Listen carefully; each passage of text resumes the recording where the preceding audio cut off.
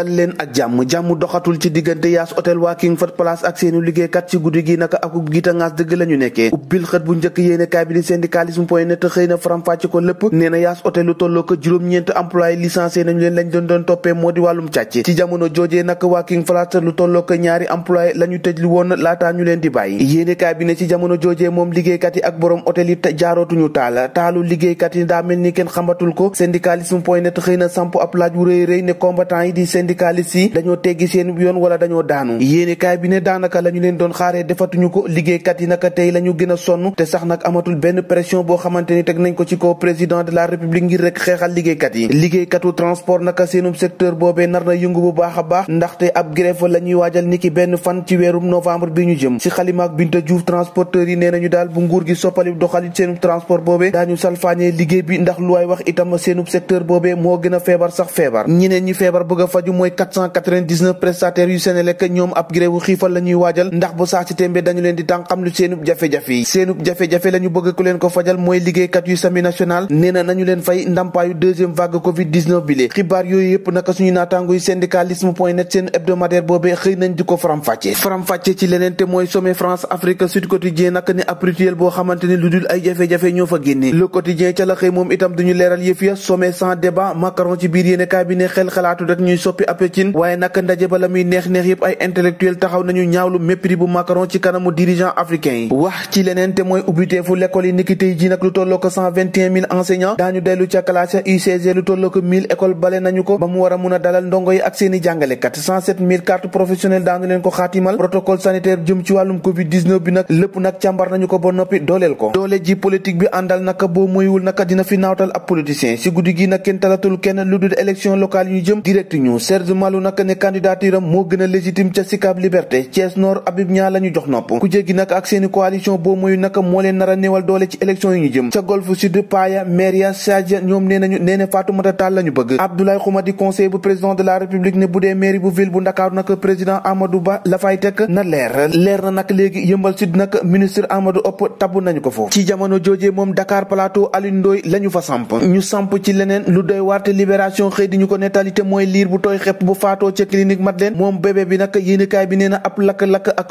xëm daal moo ko yóbbu bar sax waaye enquête bi nee na daal wàllum càggante criminel am na ci te équipe bu docteur rek Mouhamadou Aïdé bi daanaka la ñu wax ci faatoo bébé boobee ak li am comme yàlla ak yàlli ñoo ko déggandoo jàngin jëf ba ëllëg.